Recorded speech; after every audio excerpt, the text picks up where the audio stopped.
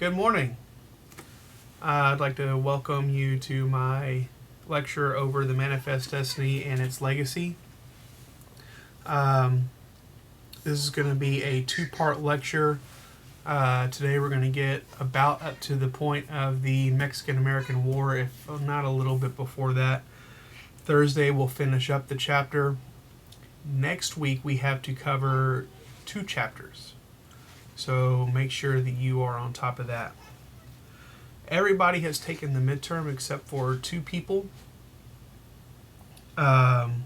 which is good considering the fact that we're under a different schedule. So I'm be making phone calls, seeing why you're not able to do the work that you're supposed to do. As far as the Google Classroom work, there's still quite a few people who haven't been logging onto that. About 13 or so who haven't done it. You dual credit kids need to do it. There's no other option, or I will fail you as junior college students. High school, there's some leniency there, but this is the work that you have to do for dual credit. So you need to make a decision just how important that is to get that 3 hours of credit from me. There's assignments for this week. I will be putting up assignments for the next 2 weeks. Later on this week, beginning of next week. And then hopefully that'll be it. Hopefully May 4th we'll be back in the classroom and we can finish out the school year in class. So we'll see. Depending on how much these videos are liked, I may end up doing them while school is still in session and just have them as available for people to watch if they don't remember everything from class. So we'll see. So with that, let's go ahead and do the chapter. Let me switch to, there we go, and this, and this.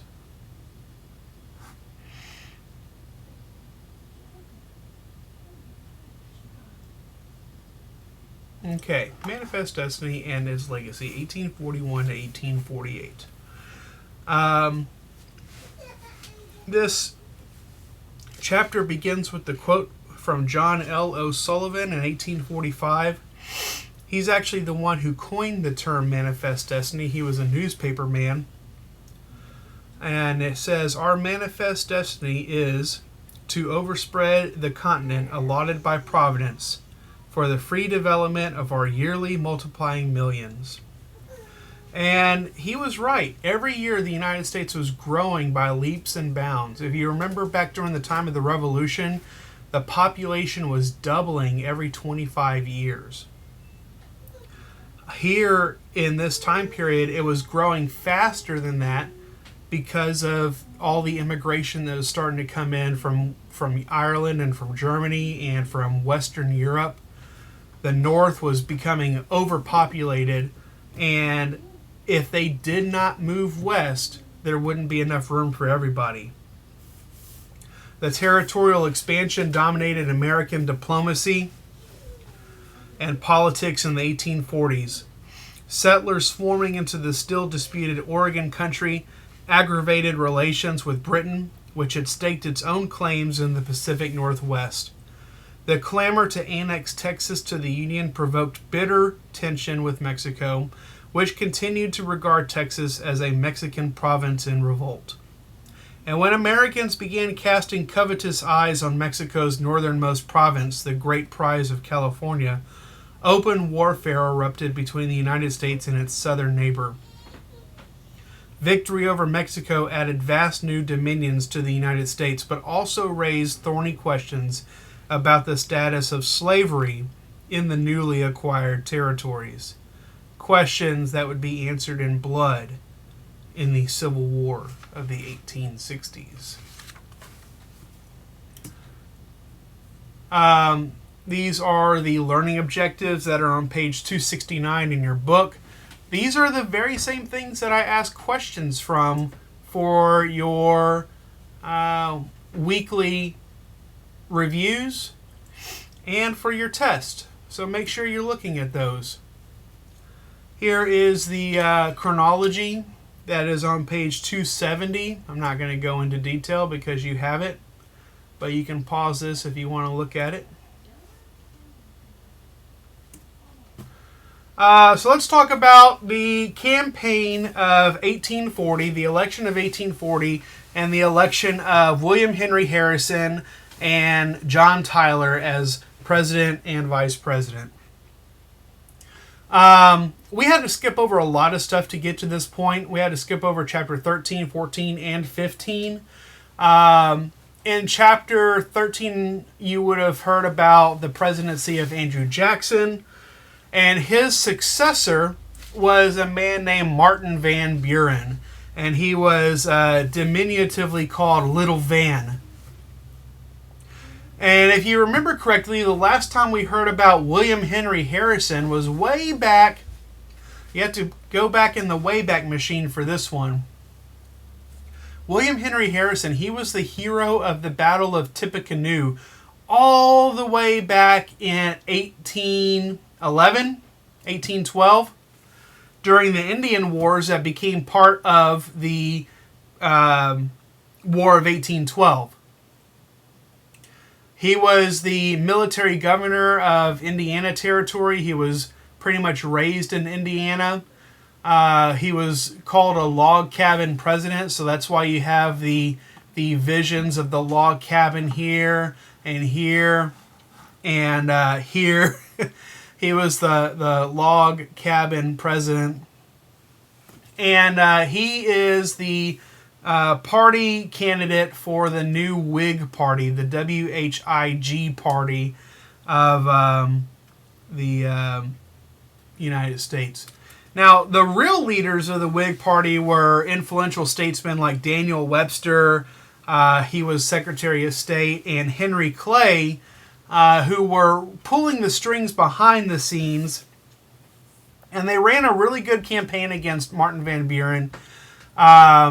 I put some links into the video description, for one of them being the Mr. Beat video of presidential election of 1840. And also the first campaign song, like one of the first presidential campaign songs in history, was a song called Tippecanoe and Tyler Too that came out during this presidential campaign, and it was being sung in all the taverns that were for Harrison. But the problem with Harrison, one of the things that his detractors said about him was his age, because he was quite old at the time. So in 1841, newly elected President William Henry Harrison dies of pneumonia only 4 weeks after being inaugurated as president. Totally unexpected. One of the contributing factors to him catching pneumonia is because of all the slanderous press about him being an old man who wasn't up to the job of president. He decided that he wanted to have one of the longest presidential inauguration speeches of all time. It was like hours long. And it was a freezing cold day in March in Washington, D.C. And he caught pneumonia and died. So it backfired on him. His vice president was John Tyler, and he becomes president with the death of the previous president. He's a Virginia gentleman. He used to be part of the Democratic Party, but he didn't like how dictatorial Andrew Jackson was, so he switched to the Whigs. But the decision he makes as president is very definitely some Democratic decisions. And he was at odds with the majority of his Whig Party on almost every major issue. The other part about that is that Henry Clay had tried to be president so many times before he had run for president and lost about 4 times up to this point, that he was really tired of serving under people he deemed to be lesser than him as president. So he almost immediately starts to obstruct Tyler's presidency by pushing things through Congress that the president will have to either veto or let go into law, which are things that are against his will. The Whigs outlined a nationalistic program where they would come back and they would reestablish a new Bank of the United States. And Henry Clay pushes through Congress a law that will end the independent treasury system. Tyler signs it. Then Clay drives through another bill to establish a Bank of the United States, and then Tyler vetoes it. He does not agree with a national bank, just like his predecessor Jackson, who destroyed the second bank. This creates quite a big ruckus because of his veto of the bill. He's expelled from the Whig Party. His entire cabinet resigns. They attempt to impeach him. Tyler vetoes another tariff bill, but then backs down a little bit later in 1842 and signs a revised tariff that lowers the tariff back down to the levels of 1832, which was 32%. Here's a portrait of President Tyler. And something you may find interesting about him is that John Tyler, who was born in 1790, still has 2 living grandchildren to this day. They're both in their late 80s and early 90s. But this man, I'm not talking about great-great-grandchildren or great-great-great-grandchildren. I'm talking about grandchildren. Because John Tyler had kids late in life. He had a son after he was president in the 1850s. That son had children late in his life in the 1920s. So those 2 children, 2 surviving children of John Tyler's son are still around today. And I have a link in the video description from a CBS morning show a couple years ago profiling them. John Tyler's presidency was earmarked with tensions with Britain. There was a growing hatred of Britain during the 19th century, basically over economic issues. Britain was still antagonizing the United States. Even after the War of 1812 was over, Britain took every opportunity it could to antagonize the United States and possibly even try to provoke another war. In 1837, there was an American involvement in the Canadian Rebellion. An American ship named the Caroline attempted to deliver supplies to Canadian insurgents. British troops sank the ship and an American died in the process as the ship was trying to bring supplies up the Niagara River. Then there was the dispute over the boundary between Maine and New Brunswick, Canada. Controversy in the early 1840s disrupted over the Maine boundary. See, the British, they wanted to build a road between the ports of Halifax and Quebec because the St. Lawrence River would freeze over for part of the year and you couldn't get supplies up the river to Quebec and Montreal. So the proposed route ran through the territory that was given to Maine under the Treaty of 1783. Now, hardly anybody lived here except Indians and lumberjacks. And so they call this the Lumberjack War, but also they call it the Aroostook War, the Aroostook War. 5 fighting erupted between lumberjacks, like swinging axes at each other, and got to the point where state militias were called out on both sides, and it almost turned into a real shooting conflict over this area. The London Foreign Office sent a diplomat to Washington who already had kind of American leanings because he had married an American woman.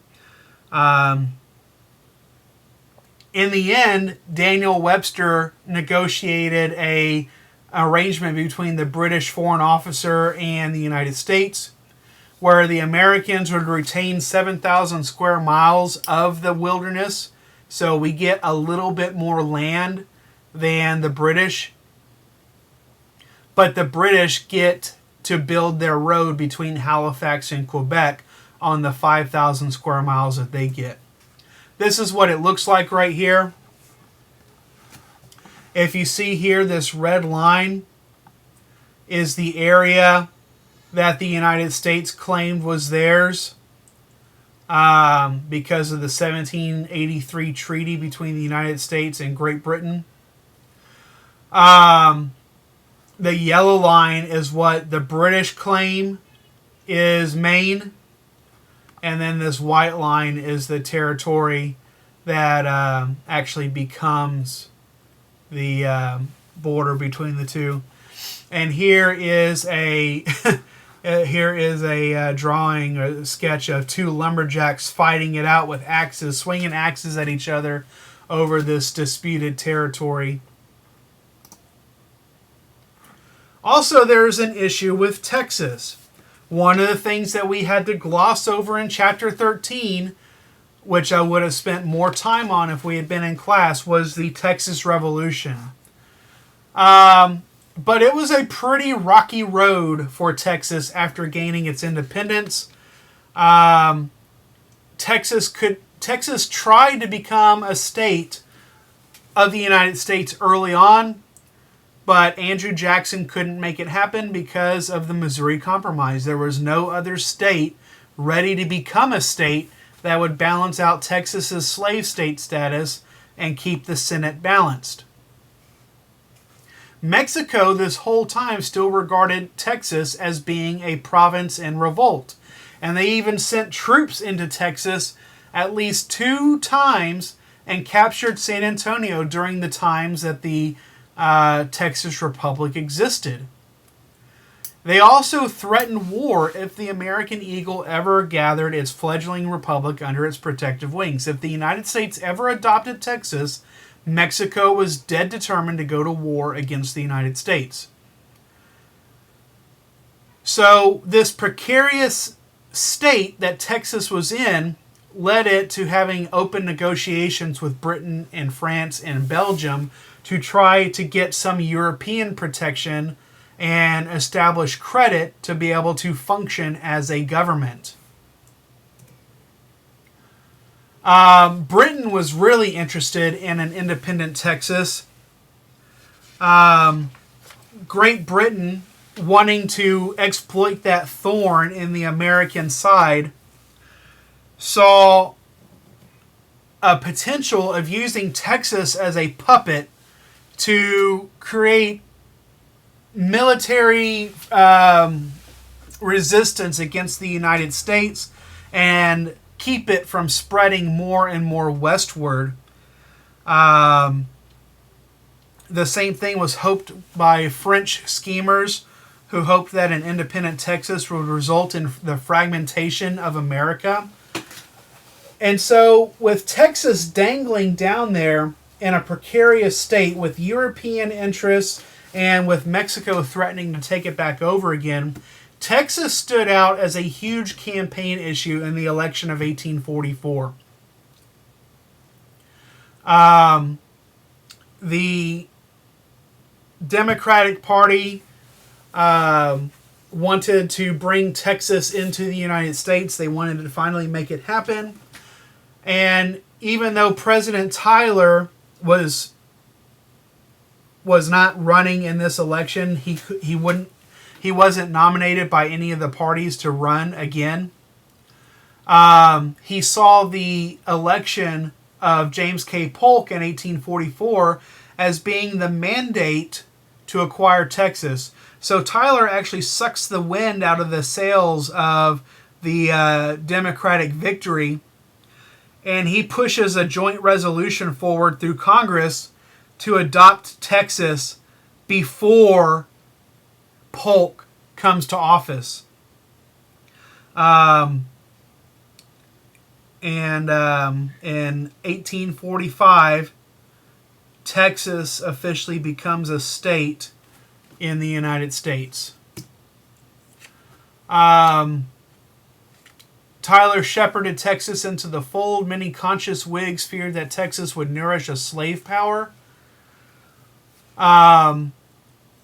Texas was formally invited to become the 28th star on the American flag. Here's a picture of the disputed territory.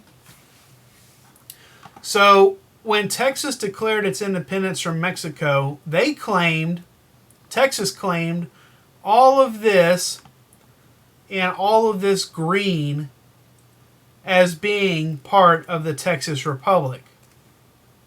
Okay? We recognize part of this shape as being Texas today. Mexico, however, claimed that Texas was technically only this portion, this yellow portion right here, and that actually ended at the Nueces River, and then at the San Antonio River, and then across the Balcones Escarpment, and across to the Red River. They claimed that all of this area in the green was still part of Mexico, and it was not Texas. Remember this river right here, Nueces River. That's where Corpus Christi is today.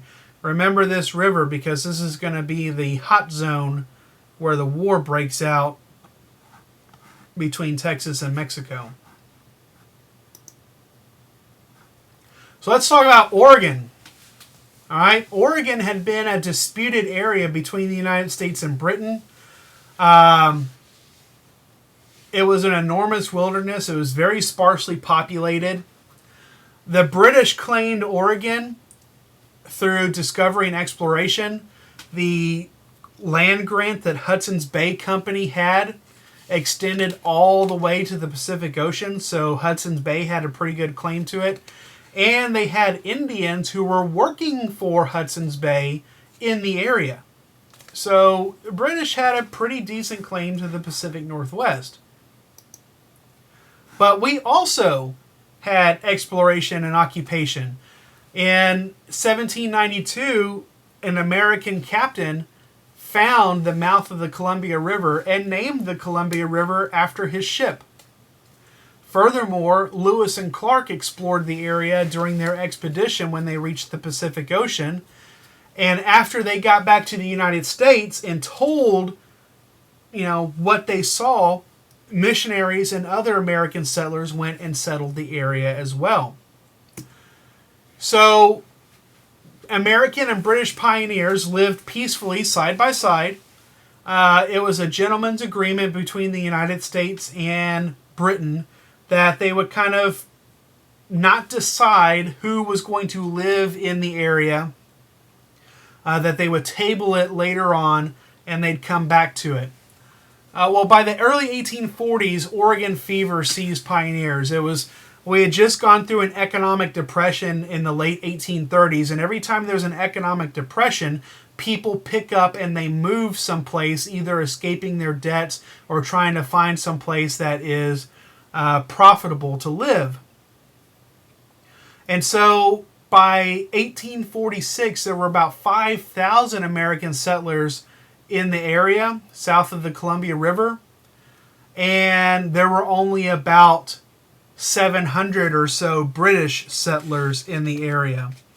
So it had multiplied quite quickly in the area, and the British realized that they were losing out as the dominant force in the area. Now, the British wanted to keep the Columbia River because they saw it as being a really important economic lifeline into Canada. But America had continually offered the 49th parallel as being the line between British Canada and the United States. Here is the trail that the major landmarks along the Oregon Trail that many people took to get to this area in their quest for manifest destiny. If you're interested in this at all, or if you're interested in video games, I have a link in the description for this video for the Internet Wayback Machine. Actually, no. This one is for the, I think, the Internet Archive. And you can load a DOS emulator in your browser and play the classic Oregon Trail game and see if you can make it from Independence, Missouri, all the way to Oregon in that game. It's a fun game. It's a game that I grew up playing back in the early 90s, except I remember having to play it on an old Apple IIe, and you had to actually type the word B-A-N-G. You had to type bang to be able to fire the rifle. So that's how old it is. Here are some remnants of the Oregon Trail today.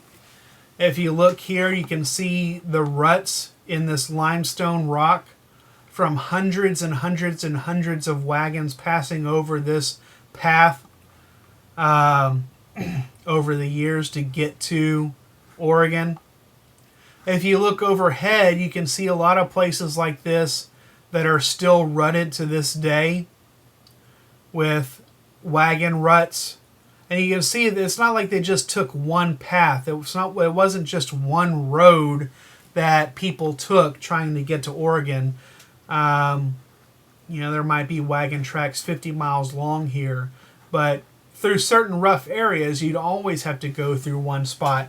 And you can kind of see here that there was probably something built here, like an inn or some sort of stable or something, where if you didn't want to pass through at that time, you could stop here and rest. This right here is a place called Fort Laramie. It's the remnants of Fort Laramie in Wyoming. So this would have been one of the, about the middle of the Oregon Trail. And then here is a place called Register Rock, where people wrote their names. They scratched their names into the rock. And there's lots of these places along the Oregon Trail. There's even some graves that are still there along the trail to this day. So in the election of 1844, there were two parties nominated their candidates. Henry Clay was chosen by the Whigs. Once again, Henry Clay would lose.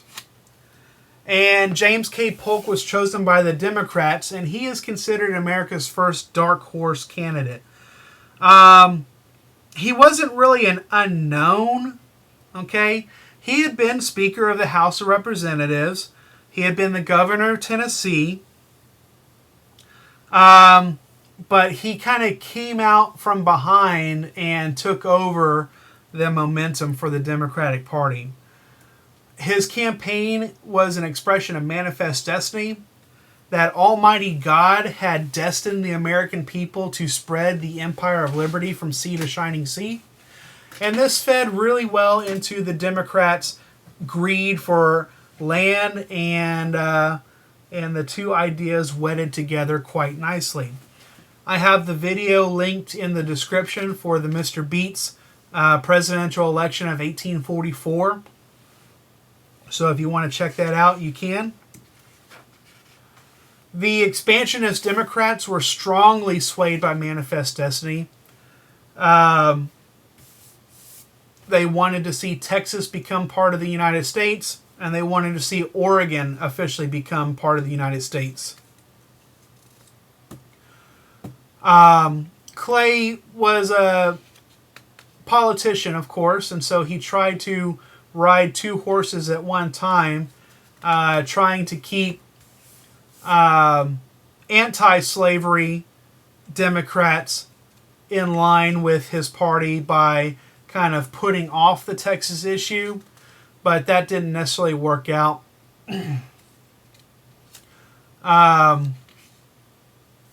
Polk is elected by a narrow margin.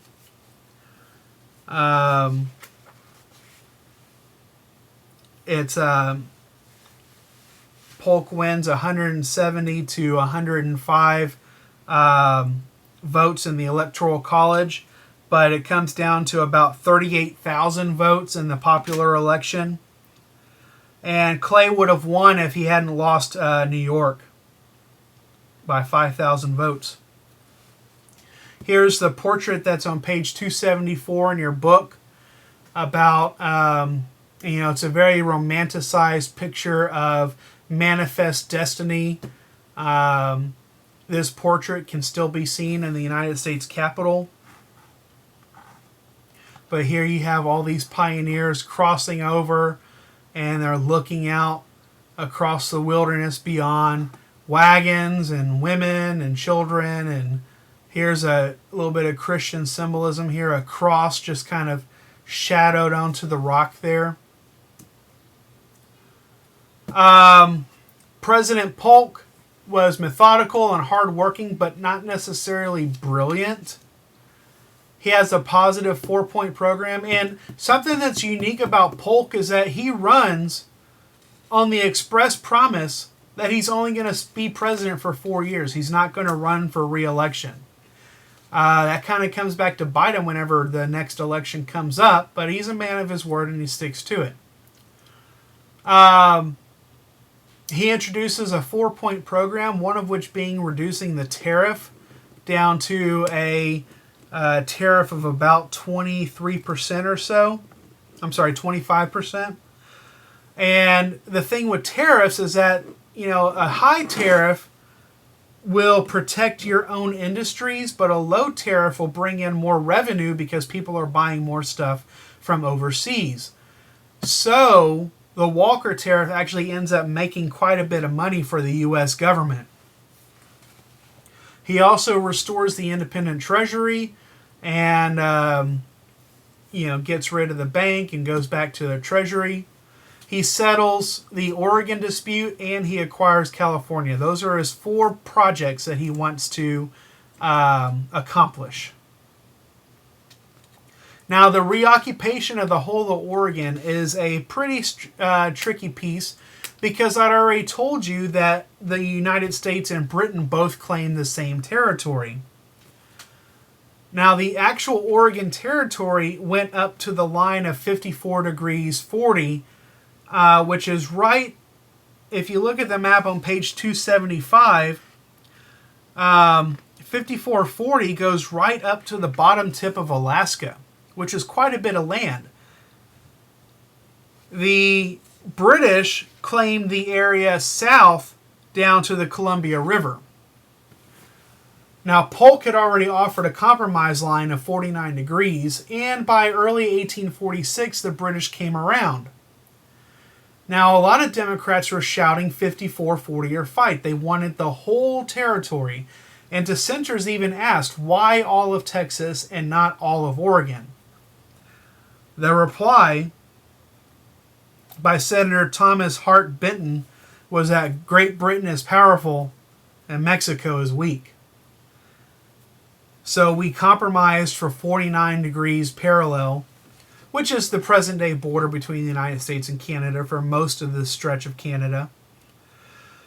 We end up with Oregon and in its current configuration, and we move on. Here's that same map that I was just referencing on page 275. Here is the 5440 parallel. Here's the bottom tip of Alaska. So all of this land was claimed by the United States as part of the Louisiana Purchase. All of this land was also claimed by Britain.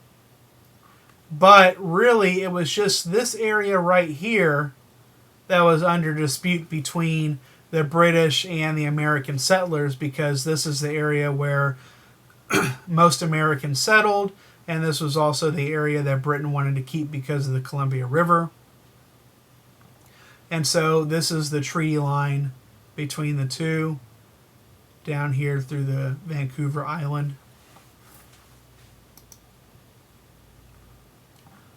And believe it or not, we're done for today. So let me exit out of this.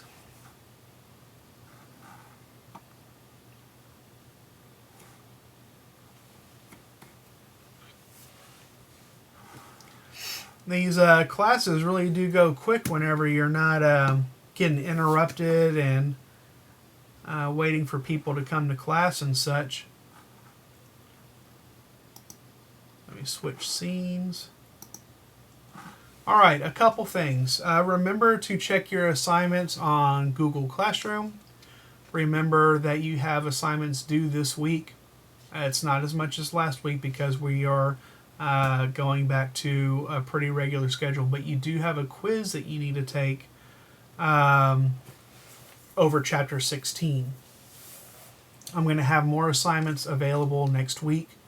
And it's going to be for a 2-week time period, so the sooner you get them done, the less you have to do. And also, I'm going to have some links in the description to these videos, so make sure you're checking these videos, make sure you're checking the links, and make sure that you are checking the Google Classroom regularly.